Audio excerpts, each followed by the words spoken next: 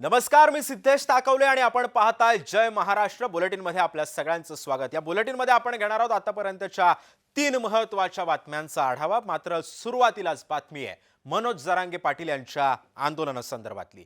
सध्या संपूर्ण मुंबई मराठ्यांनी जाम करून टाकली आहे। ओबीसीतून मराठा समाजाला आरक्षण मिळावं या मागणीसाठी सध्या मनोज जरांगेंचं उपोषण सुरू आहे। आज जरांगे पाटलांच्या आंदोलनाचा चौथा दिवस आहे। या आंदोलनासंदर्भामध्ये सरकारने अद्याप तोडगा न काढल्याने मनोज जरांगेंनी उपोषण आणखी कडक करण्याचा निर्णय जाहीर केलाय। त्यामुळे आता आजपासून पाणी पिणं बंद करणार असल्याचं सुद्धा जरांगेंनी सांगितलंय। त्यामुळे आता मराठा आरक्षणाच्या आंदोलनाची धग आणखीन सुद्धा वाढणार असल्याचं दिसून येत आहे।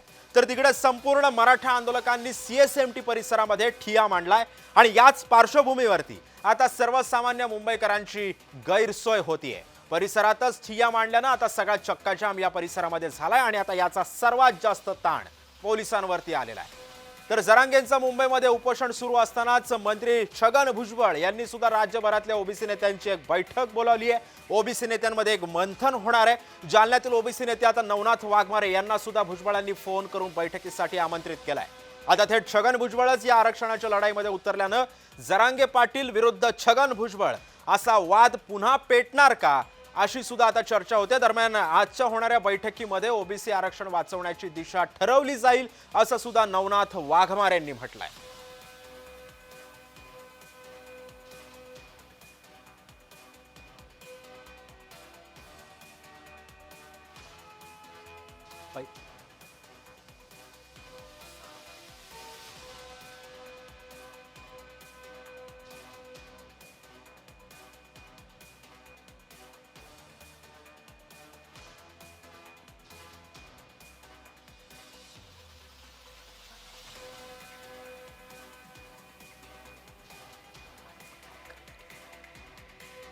दरम्यान सध्या संपूर्ण मुंबई मराठ्यांनी जाम करून टाकली आहे। ओबीसीतून मराठा समाजाला आरक्षण मिळावं या मागणीसाठी सध्या मनोज जरांगे पाटील उपोषण करतायत। आज जरांगे पाटलांच्या आंदोलनाचा चौथा दिवस आहे आणि या आंदोलनाबाबत सरकारनं अद्याप तरी तोडगा न काढल्यानं मनोज जरांगेंनी उपोषण ठाम केलेलं आहे। ठाम आहे त्या अजूनही त्या उपोषणाच्या मागणीवरती। याच संदर्भामध्ये आपण माहिती जाणून घेण्यासाठी थेट आझाद मैदानावरती जाणार आहोत। आमचे प्रतिनिधी विजय छेडे सध्या उपोषण स्थळावरून आपल्यासोबत जोडले गेलेले आहेत।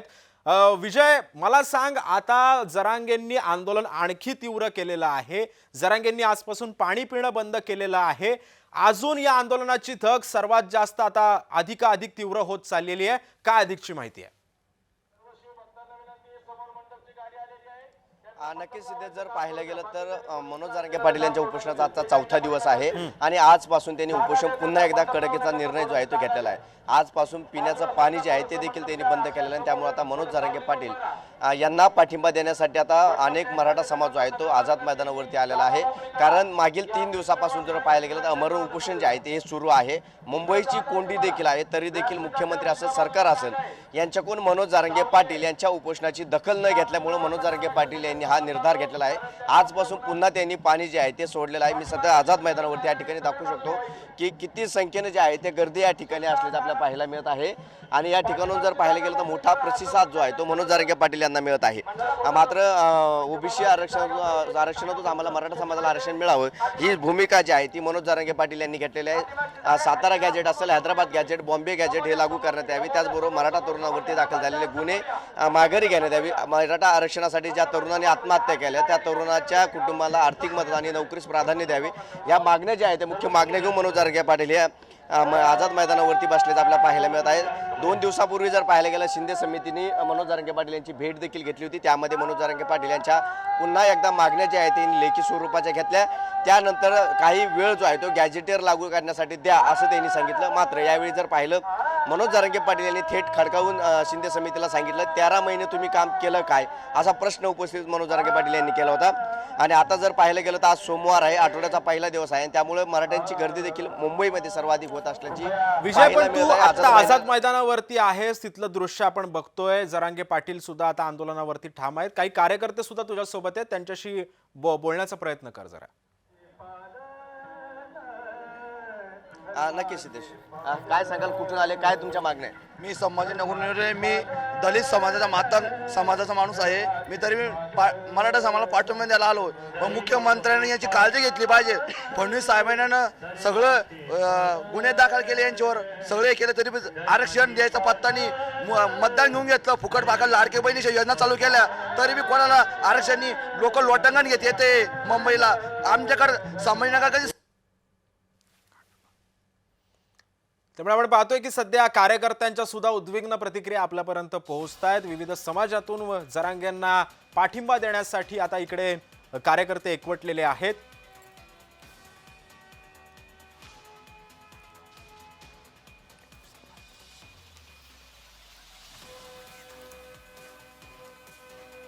तर तिकडे संपूर्ण मराठा आंदोलकांनी आता CSMT परिसरामध्ये सुद्धा ठिय्या मांडला आणि याच पार्श्वभूमीवरती आता सर्वसामान्य मुंबईकरांची गैरसोय होते. आणि याच परिसरातून आता माहिती देण्यासाठी आमचा प्रतिनिधी महेंद्र जोईल सध्या आपल्यासोबत जोडला गेलेला आहे.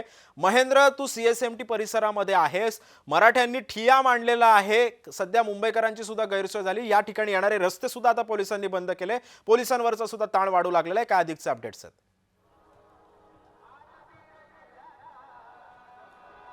सिद्धेश, उपोषणाचा 4था दिवस आहे. मनोज जरांगे पाटील यांना जे ते भेटण्यासाठी पण लोकांचा पाठिंबा आहे तो वाढता पाहायला मिळतो आणि मोठ्या प्रमाणात मराठा बांधव या ठिकाणी आले आहेत. आणि मुंबईचं एक स्पिरिट आहे की मुंबई कधी कोणासाठी थांबत नाही. मात्र मराठा आरक्षणासाठी आलेल्या आंदोलकांमुळे आज मुंबई कुठेतरी थांबलेली पाहायला मिळते. मोठ्या प्रमाणात जे ते मराठे बांधव या CSMT स्थानकाच्या बाहेरच्या परिसरात आहे.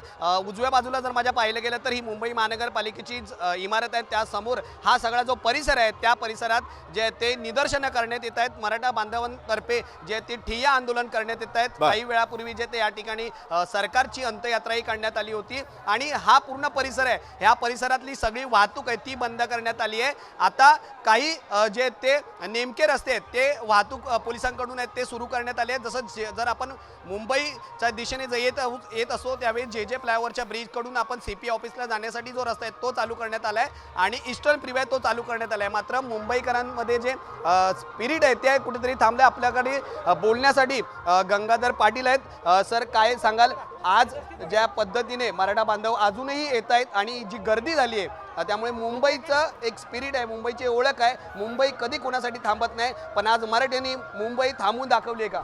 नाही, आमचा मुंबई थांबवण्याचा उद्देश नाही. आम्ही राजधानी म्हणून इथं आलोत, मराठा समाजाच्या आरक्षणासाठी आलोत आणि संघर्ष योद्धा मनोजदादा जरांगे पाटील बघा शांततेच्या मार्गाने आझाद मैदानात उपोषणाला बसलेत. त्यामुळे आमचा कुठलाही कुणाला थांबवण्याचा किंवा कुठला हे नाही. पण मराठे एवढ्या ताकदीनं आलेत की आपोआपच मुंबई जाम झाली आणि मुंबई थांबली असं चित्र निर्माण झालं आहे. परंतु याचा कुणीही गैरअर्थ घेऊ नये. आम्ही आमच्या न्याय हक्कासाठी, आमच्या मागणीसाठी आलेलो आहोत आणि मराठा समाजाला OBCतून आरक्षण मिळालं पाहिजे या मनोजदादाच्या मागणीसाठी मराठा समाजाने अखंड सगळे महाराष्ट्रातले बांधव इथं आलेत. ते शांतताप्रिय मार्गाने आंदोलन करतायत आणि इथं आंदोलक मोठ्या प्रमाणात वेगवेगळ्या ठिकाणी आल्यामुळे मुंबई जाम झाल्याचं चित्र आहे. परंतु आम्हाला आरक्षण सरकारनं लवकरात लवकर द्यावं, सरकारनं लवकरात लवकर दादांचं उपोषण सोडवावं ही विनंती आपल्या माध्यमातून करतोय आणि नक्की आम्हाला विश्वास आहे की सरकार असा निर्णय घेईल आणि त्यासाठी सगळे मराठा बांधव इथं आलेले आहेत. मोठ्या प्रमाणात मराठा बांधव आले, त्यांच्याकडून निदर्शनं केली जात आहेत, पण काही असे व्हिडिओ बनत आहेत त्यामध्ये मराठा बांधवाची आणि मराठा समाजाची आहे ती बदनामी होताना पाहायला मिळते. असे प्रचंड व्हायरल होतं. त्याच्यामध्ये आपण पाहिलं तर बॅरिगेडवरून मुंबई जे पोलीस वापरतात त्याच्यावर बसून धक्का करतायत किंवा समुद्रकिनारी जाऊन जे ते त्या रॉक्स आहेत त्या रॉक्समध्ये ते फोटो काढतायत, त्यांच्या जीवाला पण त्यातून धोका आहे. हे असे प्रचंड व्हिडिओ असे व्हायरल होत आहेत, त्यामुळे मराठा समाजाची बदनामी होते आहे. तर तुम्ही काय आव्हान कराल ह्या सगळ्या आलेल्या बांधवांना की स्वतःला जपलं पाहिजे, तुमचं आरक्षण महत्त्वाचं आहे, काय आव्हान कराल? हो का, मनोजदादांनी या बाबतीत काल बोललेत आणि मीही परत दादांनी सांगितलेलं आपल्यापर्यंत सांगतोय की आमचे खेड्यापाड्यातले लोक आहेत हे नवीन आलेले आहेत. हे जे काही लोक असे त्यातले की पहिल्यांदाच मुंबईला आलेत, त्याच्यामुळे त्यांना या गोष्टीची थोडीशी माहिती नाही आणि कुणी मग समुद्राकडे जातं आहे, कुणी इथं बसतं आहे, कुणी अजून काय करतं आहे, पण त्यांचा उद्देश काही चुकीचा नाही. पण मी त्या सगळ्या बांधवांना आपल्या माध्यमातून जय महाराष्ट्र चॅनलच्या माध्यमातून आवाहन करतोय की आपल्याला मनोजदादाचा निरोप आहे, कुणी हे कायदा हातात घेऊ नये, चुकीचं कृत्य करू नये, गैरकृत्य करू नये, दारू पिऊ नये, कुठल्याही मुंबईकरांना किंवा पत्रकार बांधवांना, महिला बांधवांना, महिला भगिनींना त्रास करू नये, त्रास होऊ नये यासाठी सगळ्यांनी प्रयत्न करावेत आणि सगळ्यांनी आपलं जागरूक राहावं. जो मनोजदादा वेळोवेळी सकाळ संध्याकाळ दुपार मीडियाच्या माध्यमातून आपल्याशी संवाद साधतायत, त्यात सूचना देत आहेत, त्या सगळ्या सूचनांचं पालन करावं हे मी आपल्या माध्यमातून आव्हान करतोय.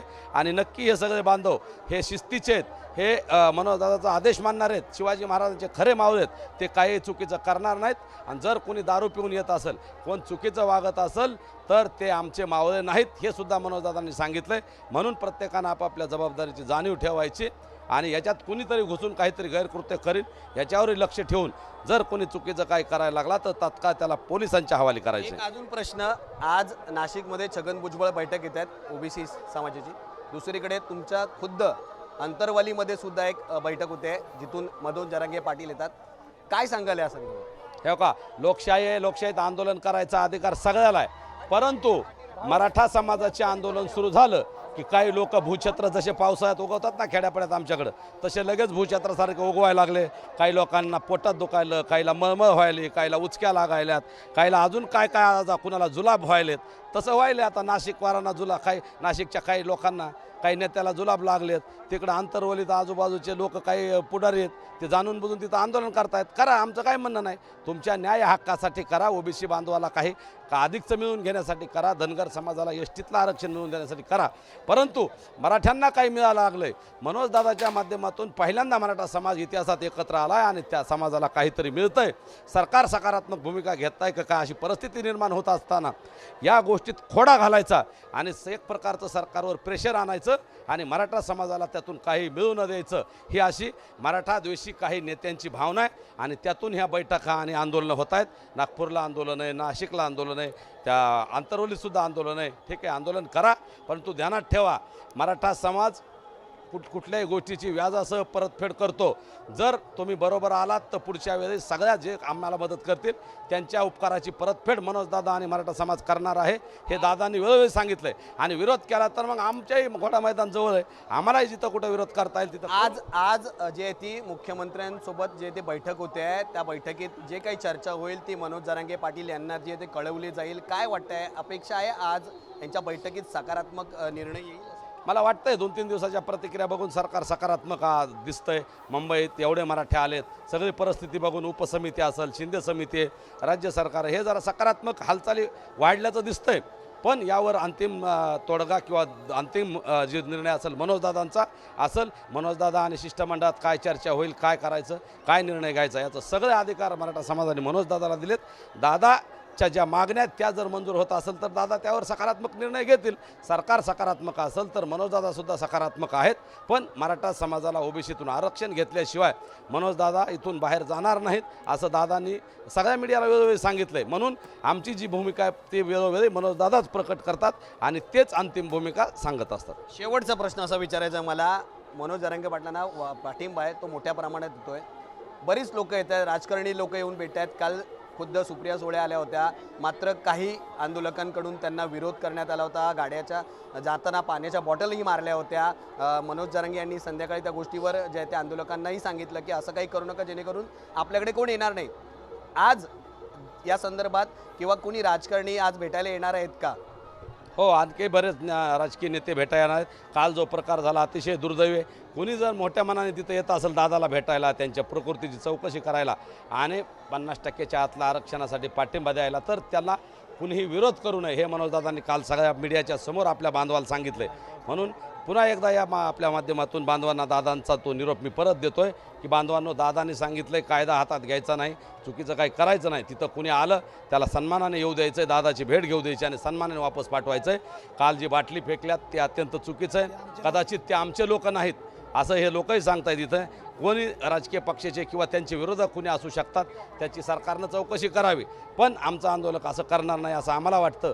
पण जर कुणी काही चुकून घोषणा दिल्या असतील, चुकीचं केलं असेल तर ती आंदोलकाच्या तीव्र भावना आहेत, तेही नेत्यांनी समजून घ्यावं. पण इथून पुढे आंदोलकांनी दादा जे आदेश देतील त्याप्रमाणे वागायचं आहे. आणि कुणीही भेटायला आला, ती कुठला विरोधक जरी आला, कुठल्याही समाजाचा, कुठल्याही पक्षाचा, कुठल्याही संघटनेचा नेता तिथं आला, तर तो जरी आपला विरोधक असला तरी त्याला तिथं काहीही चुकीचं वागायचं नाही, त्यांना विरोध करायचा नाही, आपलं मन मोठं ठेवायचं आणि मनोजदादाच्या आंदोलनाला पाठिंबा द्यायला येणाऱ्या प्रत्येकाचं तिथं येऊ द्यायचं आणि सन्मानाने वापस पाठवायचे. नक्कीच नक्कीच. सिद्धेश, नक्कीच महेंद्र, त्यामुळे आपण पाहतो की कार्यकर्त्यांच्या काय प्रतिक्रिया आहेत. आपण पुन्हा एकदा जरा आझाद मैदानामध्ये जाऊयात, कारण आझाद मैदानामध्ये सुद्धा कार्यकर्ते इकडे जमायला सुरुवात झालेली आहे, आंदोलक सुद्धा आलेले आहेत. विविध समाजामधून सुद्धा आता जरांगेंना पाठिंबा मिळतोय. आपण पुन्हा एकदा आपले प्रतिनिधी विजय चिडेंकडे जाऊयात. विजय, आपण मगाशी जसं बघितलं, तू काही कार्यकर्त्यांशी काही आंदोलकांशी तू बोलत होता. विविध समाजातून हे आंदोलक सध्या जरांगेंना पाठिंबा देण्यासाठी तिथे आलेले आहेत. प्रश्न तोच उपस्थित होतोय की आता जर या आंदोलनाची तीव्रता आणखीन वाढत असेल तर सरकारकडून आता जरांगेंची समजूत काढण्यासाठी आता कशा पद्धतीनं पावलं उचलली जात आहेत आणि आणखीन कोणी शिष्टमंडळातलं कोणी भेटण्यासाठी जरांगेंना येणार आहे का आज? नक्कीच सिद्धेशी जर पाहिलं तर मनोज जरांगे यांचा उपोषण दिवस आहे आणि आतापर्यंत सरकारचं शिष्टमंडळ म्हणून अद्यापही कुणी आलेलं नाही. केवळ शिंदे समितीने एक शिष्टमंडळ पाठवलं होतं, त्यामध्ये त्यांच्या नोंदी ज्या आहेत त्या नेल्या होत्या, जरांगे पाटलांशी चर्चा केली होती. आज चौथा दिवस आहे, आतापर्यंत सरकारचं शिष्टमंडळ कुठलाही निरोप जो आहे तो मनोज जरांगे पाटील यांना मिळाला नाही. मात्र आता मुंबई जी आहे ती मुंबईची कोंडी होत आहे आणि त्या अनुषंगाने आज सरकार काही पावलं उचलतं का हे पाहणं महत्त्वाचं आहे. कारण आज सध्या जर पाहायला गेलं शिंदे उपसमितीची जी आहे ती आज बैठक पार पाडण्याची देखील शक्यता जी आहे ती वर्तवली जात आहे. त्या बैठक पार पाडल्यानंतर पुन्हा एक सरकारचं शिष्टमंडळ म्हणून मनोज जरांगे पाटील यांची जी चर्चा करण्यात येऊ शकतात असा अंदाज जो आहे तो वर्तवला जात आहे. सध्या जर पाहिलं गेलं तर विरोधी पक्षातील नेते जे आहेत ते मनोज जरांगे पाटील यांना पाठिंबा देत असलेलं आपल्याला पाहायला मिळतोय. तर त्यासह इतर जातीतील समाजातील जे व्यक्ती आहेत ते देखील आझाद मैदानावरती मनोज जरांगे पाटील यांना पाठिंबा देत आहे, या आंदोलनाला पाठिंबा देत आहे. त्याचबरोबर मुंबईमध्ये दाखल झालेले जे मराठा समाजाचे आंदोलक आहेत त्यांनाही धान्य पुरवठा जेवण पुरवठा केला जात आहे. त्यांची सोय जी आहे ती आता या 2 दिवसापासून केली जात आहे. त्याचबरोबर आता आज सरकारचं शिष्टमंडळ मनोज जरांगे पाटील यांची काही भेट घेणार का हे पाहणं महत्त्वाचं असणार आहे. खरंय. धन्यवाद विजय, तू सोबतच राहा. मात्र आणखी काही एक बातमी आता आपल्या समोर येते, ती म्हणजे अशी की जरांगेंचं मुंबईमध्ये उपोषण सुरू असताना तिकडे मंत्री छगन भुजबळ आता ओबीसी समाजाला एकवटतायत. कारण त्यांनी आता राज्यभरातील ओबीसी नेत्यांची एक मुंबईमध्ये बैठकीचं आयोजन करण्यात आलंय. जालन्यातील ओबीसी नेते नवनाथ वाघमारे यांना सुद्धा भुजबळांनी फोन केलाय, त्यामुळे आता बैठकीसाठी आमंत्रित करण्यात आले. या संदर्भामध्ये माहिती देतोय आमचा प्रतिनिधी तेजस मोहतुरे. मी तुझ्याकडे येतोय तेजस. सध्या आता आरक्षणाचं लोण हे आता वाढत चाललेलं आहे. जरांगेंचं मुंबईमध्ये उपोषण सुरू आहे, मात्र दुसरीकडे आता ओबीसी समाजानं सुद्धा आता एक बैठक बोलावलेली आहे. त्यांना असं वाटतंय की जर मराठा समाजाला या ओबीसीच्या टक्क्यातून जर आरक्षण दिलं तर ओबीसी समाजाच्या आरक्षणाला याचा धक्का लागू शकतो. मात्र आता भुजबळ सुद्धा आता या आरक्षणाच्या मैदानामध्ये उतरलेले आहेत. त्यामुळे आता जरांगे विरुद्ध भुजबळ हा वाद पुन्हा एकदा पाहायला मिळेल का? आणि ही बैठकीचं आता नेमकं ही बैठक किती वाजता सुरू होणार आहे आणि नेमका या बैठकीतून काय पुढची माहिती समोर येऊ शकते? नक्कीच सिद्धेश, आपण जर बघितलं असेल तर मनोज जरांगे आणि छगन भुजबळ हे मैदानात येतील का हा तुम्ही प्रश्न विचारला. नक्कीच आपण जर बघितलं असेल तर संपूर्ण ओबीसी नेते जे आहेत ते अलर्ट मोडवर आले आहेत आणि 11 वाजतापासून जे आहे ते छगन भुजबळ यांची बैठक जी आहे ती मुंबईत सुरू होणार. ती संपूर्ण जे ओबीसी नेते आहेत त्या ओबीसी नेत्यांना त्यांनी आमंत्रण दिलेलं आहे. या संदर्भात जर बघितलं असेल तर बबनराव तायवाळे यांना सुद्धा आमंत्रण दिलेलं आहे. बबनराव तायवाळे यांचे साखळी उपोषण जे आहे ते नागपुरातील संविधान चौकात सुरू आहे आणि त्यामुळे जर बघितलं असेल तर त्यांनी सकारात्मक चर्चा सुद्धा जे आहे छगन भुजबळ यांच्याशी केली आणि त्या संदर्भात जर बघितलं असेल तर जे काही निर्णय छगन भुजबळ आजच्या बैठकीत घेतील त्याला सकारात्मक प्रतिसाद जे आहे ते बबनराव तायवाडेकडून असणार आहे, राष्ट्रीय ओबीसी महासंघाकडून असणार आहे. आणि जे बैठक जे मुंबईत पार पडणार आहे त्या बैठकीमध्ये जर बघितलं असेल तर संपूर्ण ओबीसी जे नेते आहेत ते ओबीसी नेते त्या बैठकीला हजेरी लावणार आहे. ओबीसीच्या आरक्षणाला कुठेही धक्का लागू नये आणि त्यासाठी जे आहे ते अलर्ट मोडवर संपूर्ण जे आहे ते ओबीसी नेते असले दिसत आहे आपल्याला. पण तेजस, प्रश्न पुन्हा एकदा तोच निर्माण होतो की मराठा विरुद्ध ओबीसी असा संघर्ष पुन्हा एकदा येत्या काळामध्ये बघायला मिळेल का? आणि जर होत असेल तर यामध्ये दोन्ही समाजाला चिथावण्याचं काम कोण करतंय? आणि जर जरांगे जर आरक्षणाच्या मागणीसाठी जर अडून असतील तर मग कुठेतरी याच्यामधला समन्वय साधण्यासाठी सध्या सरकार कशा पद्धतीने प्रयत्न करतंय? नक्कीच आपण जर बघितलं असेल तर ओबीसी जे नेते आहेत ते सुद्धा आक्रमक झाले आहेत. ते सुद्धा आता बोलत आहेत की आम्ही सुद्धा मुंबईकडे कूच करणार. जर आमच्या मागणीला किंवा ओबीसीला आरक्षणाला जर जरासाही धक्का लागला तर आम्ही सुद्धा आक्रमक होणार. आणि त्या संदर्भात जर बघितलं असेल तर मोठ्या प्रमाणात जे आहे ते ओबीसी नेते एकवटलेले आहेत. आपण जर बघितलं असेल तर काल भाजपचे विदर्भातले जे आमदार आहेत, माजी आमदार आहेत, खासदार यांनी काल पत्रकार परिषद बोलवली. गृहराज्यमंत्री स्वतः पंकज भोयर यांनी या संपूर्ण नेतृत्व केलं आणि ते बोलले की या संदर्भात आम्ही तोडगा काढू. देवेंद्र फडणवीस यांची आमच्यासोबत बातचीत सुरू आहे. त्यामुळे कुठेही ओबीसीच्या आरक्षणाला धक्का लागता कामा नये. जे न्याय प्रविष्ट आहे, जे न्यायाच्या चौकटीत आहे, जे कायद्याच्या चौकटीत आहेत तेच मागणी मनोज जरांगे यांनी मागावी आणि दोन्ही समाजामध्ये जे आहे ते समन्वय राहावं यासाठी जे आहे ते पुढाकार जे आहे ते पंकज भोयर घेतात. पंकज भोयर थोड्या वेळात पहिले जे आहे ते या साखळी उपोषणात स्थळी आलेले आहेत. ते बबनदादा तायवाडे यांच्याशी चर्चा करत आहेत आणि त्यामुळे जे काही समाजामध्ये तेढ होता कामा नये यासाठी सुद्धा जे आहे ते सरकार एका अर्थाने पावलं उचलत आहे. आणि आपण जर बघितलं असेल तर ओबीसी नेते आहेत, ते ओबीसी नेते सुद्धा या सगळ्या संदर्भात जे आहे ते सकारात्मक आपल्याला दिसत आहेत. पण तेजस, जर आपण बघितलं तर सध्या मुंबईचं चित्र हे आता खूप वेगळं आहे. मराठ्यांनी अक्षरशः मुंबई चक्काजाम केलेली आहे, मुंबईमध्ये ठिय्या मांडलेला आहे. आंदोलक येतच राहत आहेत मुंबईमध्ये, त्यामुळे आता या आंदोलनाची धग ही आता वाढत चालली आहे. जरांगेंनी सुद्धा आज पाणी सोडलेलं आहे. उपोषणाची जी काही पुढची प्रोसेस आहे ती खूपच आता भीषण होत चाललेली आहे. मात्र अशात पुन्हा एकदा ओबीसी विरुद्ध मराठा हा संघर्ष निर्माण करायचा आणि जो याच्या आधीचा जो वाद निर्माण झाला होता, जो जरांगे विरुद्ध भुजबळ, याच्यामध्ये दोन्ही नेत्यांनी एकमेकांवरती टीका केलेली होती, त्याच्यानंतर हा कुठेतरी वाद शमला होता. मात्र पुन्हा एकदा आता भुजबळ या बैठकीमध्ये आता येत आहेत, या आरक्षणाच्या या सगळ्या लढ्यामध्ये ते पुन्हा एकदा उतरत आहेत. याचा कुठेतरी फायदा हा राजकीय नेते घेत आहेत का? आणि जर घेत असतील तर याचा सगळा परिणाम या सगळ्या पार्श्वभूमीवरती, या मुद्द्यावरती कसा होऊ शकतो? नक्कीच आपण जर बघितलं असेल तर दोन नेते जे राज्यावर बघितलं असेल, मनोज जरांगे आणि ओबीसी नेते ज्यांच्याकडे बघितले जातात, छगन भुजबळ आज बैठक बोलवतात. एकंदरीत बघितलं असेल तर कुठेतरी राजकीय पोळा एकंदरीत शिकत आहेत. काल प्रसारमाध्यमांशी बोलताना पंकज भोयर यांनी बोलले की दोन समाजामध्ये जो तेढ निर्माण होऊ नये यासाठी आम्ही सकारात्मक आहोत. मनोज जरांगे यांशी आम्ही बातचीत करत आहोत. आणि आपण जर बघितलं असेल तर कुठेतरी त्यांना कोणी रसद पुरवत आहे का, मनोज जरांगे यांच्या पाठीमागे कोणी रसद पुरवत आहेत का, हा सुद्धा जेव्हा प्रश्न उपस्थित जेव्हा केला त्यावेळेस ते बोलले की तो कोणी रसद पुरवत नाही आहे. आम्ही जे आहे ते आम्ही दोन्ही समाजाच्या सोबत आहोत, सकारात्मक आहोत. त्यामुळे येणाऱ्या काळात ज्या स्थानिक स्वराज्याच्या निवडणूक आहेत त्या निवडणुकीच्या पार्श्वभूमीवर जर बघितलं असेल तर या संपूर्ण बैठक जी आहे ओबीसीची बैठक आहे ते महत्वपूर्ण असणार आहे. त्यामुळे याच्या आरक्षणाला कुठलाही धक्का लागू नये, त्यामुळे ह्या संपूर्ण संदर्भाने जी बैठक आहे ती ओबीसी नेत्यांची जी आहे ते छगन भुजबळ यांनी बोलवलेली आहे. नक्कीच. धन्यवाद तेजस, तुझे सुद्धा तू या संदर्भामध्ये माहिती दिली. आणि इतर मुंबईमधल्या बातम्यांचे अपडेट्स देण्यासाठी आमचे प्रतिनिधी महेंद्र जोईल आमच्यासोबत CSMT समोरून जोडला गेलेला होता आणि आझाद मैदानातून माहिती देत होता आमचा प्रतिनिधी विजय छेडे. तुमच्या तिघांचेही धन्यवाद.